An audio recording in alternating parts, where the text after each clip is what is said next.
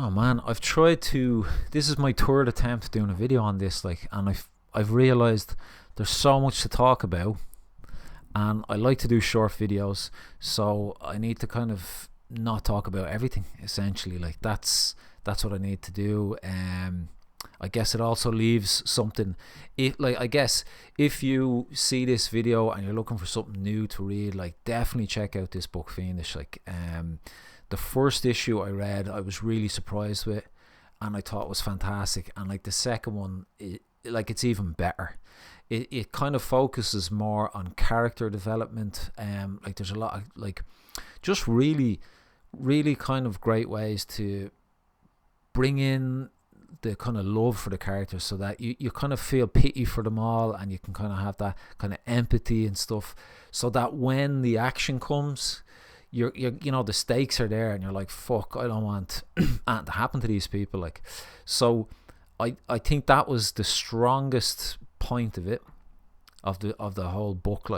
And the action was amazing. The action scene in the first book still to me stands out, because it was such a kind of drawn out battle, and in this it's kind of cool, because the villain from the first book is not there, as in these weird demon creatures, and I kind of think that's cool. It'll build up a kind of tension for maybe the next time that we see these creatures, and instead in this one there is a battle, and it's more against just people of this world, which is kind of cool. But I what to say about this book.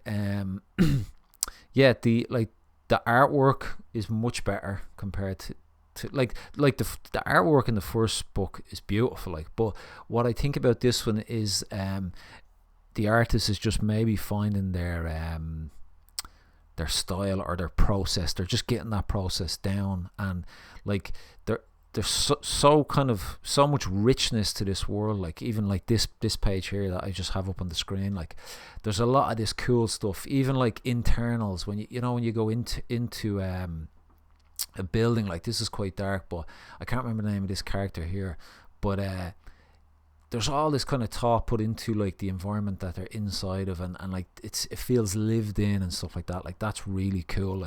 And then just the characters, I don't remember the name of the boy, but Yaomi is the slave girl, and there's so much development on her. She loses.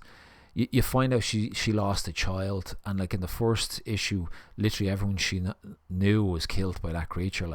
And then she kind of witnesses, because she's a slave, she witnesses other people of her race getting treated really badly. There's kind of a terrible, really fucking even though this is a very kind of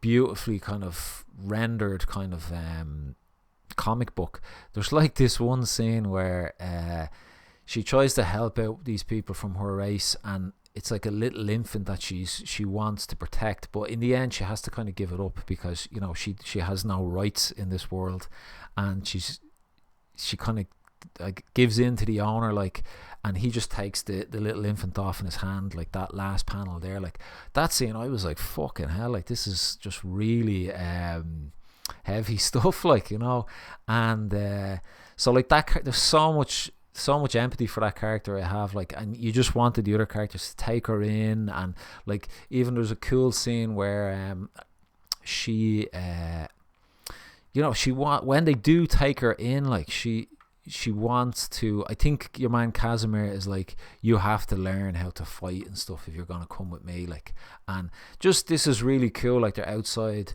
I guess one thing I always wondered, would they not be freezing, the clothes they wear, this is an icy Siberian kind of place, and they look fairly scantily clad, but the way she's shaking there with the sword in her hand, and she's trying to kind of fight Casimir, and he's just whatever, she's no challenge to him. But it's cool, the way they're kind of bringing her in, and then it's all kind of pocketed through with this cool stuff here. See him, Casimir, just with his it's a big, I guess, snow tiger or something, or snow leopard. him asleep there at night. That looks pretty cozy, I have to say. Like,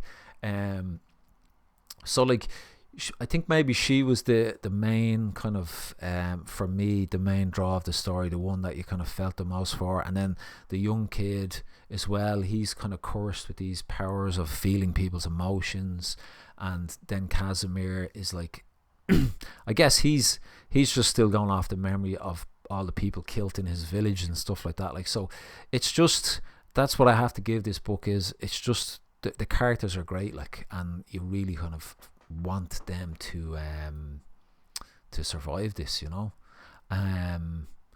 So I think I should leave my video at that. There's like so much to talk about. One last thing I want to talk about, just one wow factor.